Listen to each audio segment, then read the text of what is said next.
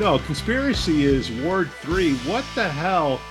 I'm in Ward 3 and I got to go to Vernon Hills to vote. What the frig is that? Who's keeping an eye Or on this stuff? Knollwood. Or Knollwood. But, I'm just going down Talk my to the clerk of the points. court. I So did. my and I was understanding, my understanding of what happened was Christchurch, which I'm a member of, politely said to the county clerk, "Look, it's Easter, it's Holy Week. We've got other things going on in our church," and I respect that. But I think the county clerk could have picked a venue closer to that. It's a new county clerk. You mean like the rec center, the golf course, or Ellowa? Yeah. Where it used to be at Ellowa? Yeah. So who's keeping I up? think.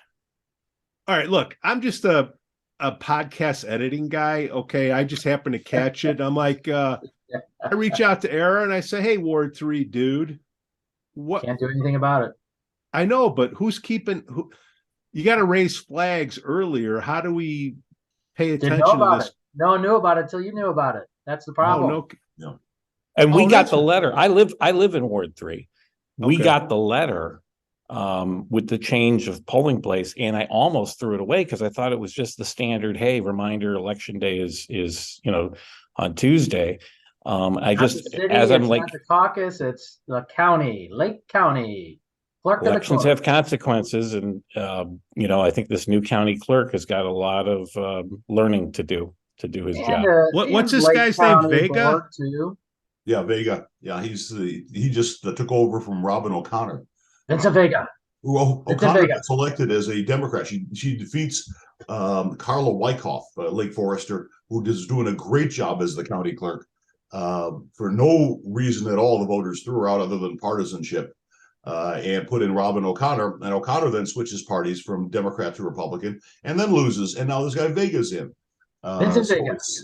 It's Democrat du jour as the county clerk, and so no wonder there's some confusion going on. Well, Vincent Vega, I'm throwing out the invite for you to explain yourself to come on the show. Please tell us your thought process on how. Wasn't he in a movie? The what? He's in a movie, wasn't he? Was it a movie? I don't know, but it's God, okay. So you guys are old. Yes. Vincent Vega. Quentin no, but I mean Tarantino. that's all right. So long story short, okay, we know about it. The show's coming out. Let's see. This will come out Saturday, which is what? Is that the first or the last day? What's the date on Saturday, Scoobert? Probably the first. If the Friday's the 31st, I think that would mean Saturday is the first, and there's no joke about that. No, no, the joke we'll be talking about later. Vincent Vega. So, Vincent Vega, thank you for the help, my friend. Anthony Vega, for the record. Oh, so see, that's why we got Joe here. Fact check. Thanks. Somebody knows what's going on. Obviously, not a Quentin Tarantino fan. Pulp Fiction. Do you even know who Quentin Tarantino is? I do. Yeah. I saw the movie.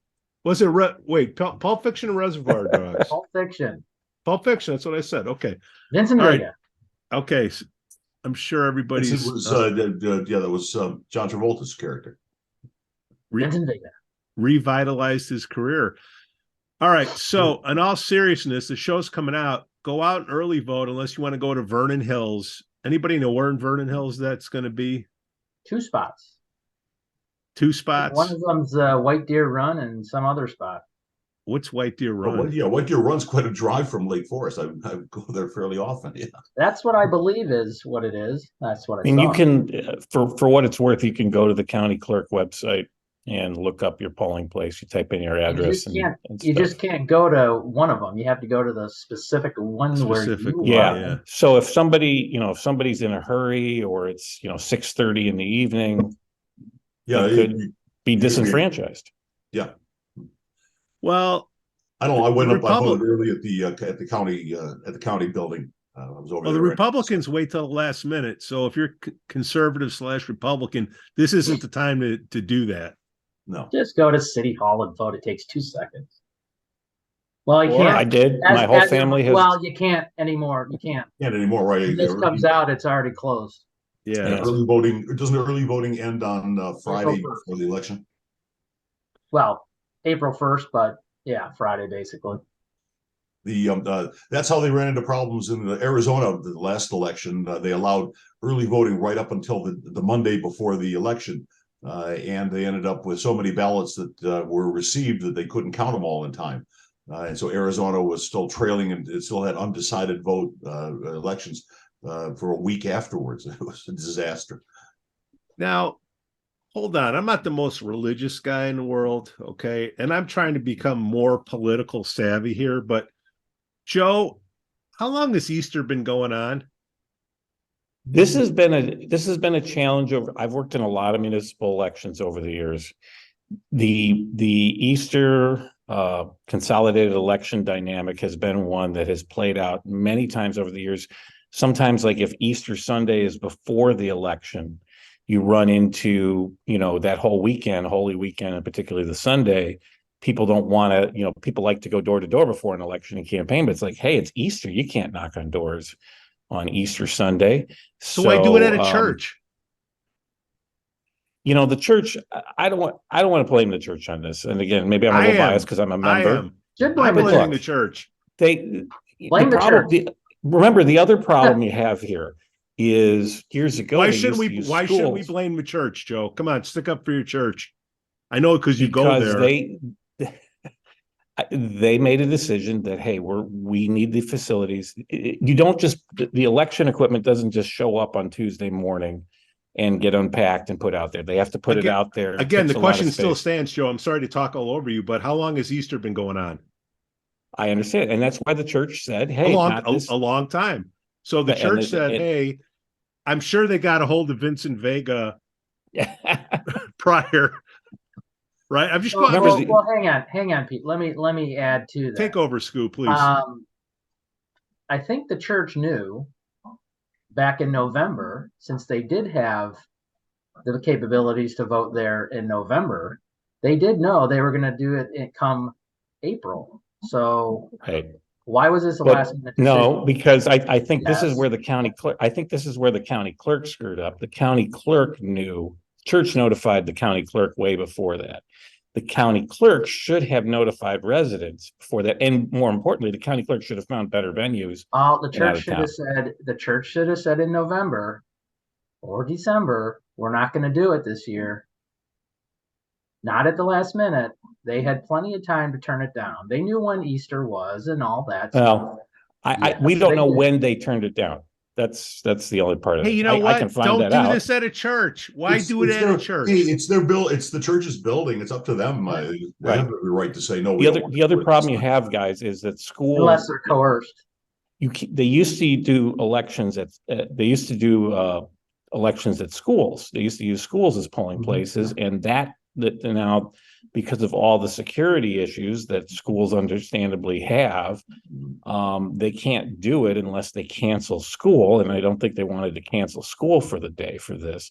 So that's a state law that was passed a few years ago, that you can't have an election in a school building unless schools are canceled for the day. So it's a tough thing. I agree. It was not handled as well as it should have. It should have been communicated better. Poorly. Yeah, I agree it was handled poorly, but I blame the county clerk. You don't tell people that 3 or 4 days before or a week before. Right. The county clerk knew. Now you got to drive to a different town to vote. Yeah, going from Lake Forest to White Deer Run, that's got to be a 20-minute. And I know it's at least 20 minutes because I've been late for golf matches there, and I'm speeding along. I'm guessing that's a golf course. Yes, it's a golf course. Yeah. Okay. Then I wouldn't vote there. Thank God I'm not in Ward 3. So getting back to Skoo's point, if it's come November, it's up to the clerk, and it should also be up. Shouldn't the alderman be a little bit more? I know it's a precinct thing, but if this is your ward and these votes are going to really count, wouldn't you kind of take some ownership? You would think that, but again, I think this falls on Anthony Vega and his office. that they chose not to reach out to anyone and just arbitrarily went with these places. I mean, Gordon's a lot closer for any Lake resident. I would have done it at Gorton Center. I would have done it at Eloa if Eloa could be used as a polling place. I mean, I don't know why there's a lot of options that could have been done in Lake Forest. So I think, again, elections have consequences, and when you elect people to these county clerk jobs that have no experience running elections, you get stuff like this. Purely a partisan. It was a purely partisan vote. The last two, as I said, Carla Wyckoff was the Republican. She was doing a great job. Everybody decided they hated Trump, so they voted out Carla Wyckoff, who was very well experienced, very good at it, and put in Robin O'Connor. And Robin was doing perfectly good job. And then they threw her out because they didn't like her party either. So now we got this new guy who has no experience at it. He was coming out of the sheriff's office, as I recall, and has no particular training in terms of being county clerk. But the voters hate Trump, so we get a new county clerk every 4 years. I'm just saying to put these people, make them accountable by saying, hey, you know what? It's November, Easter's coming up. Put it at the rec center or whatever, at least get some paper trail from the alderman, whoever's keeping an eye on Ward 3, that, hey, this is going to come up. So if this comes up at the next election cycle, we can point to this podcast like we pointed to the bylaws. Fix it.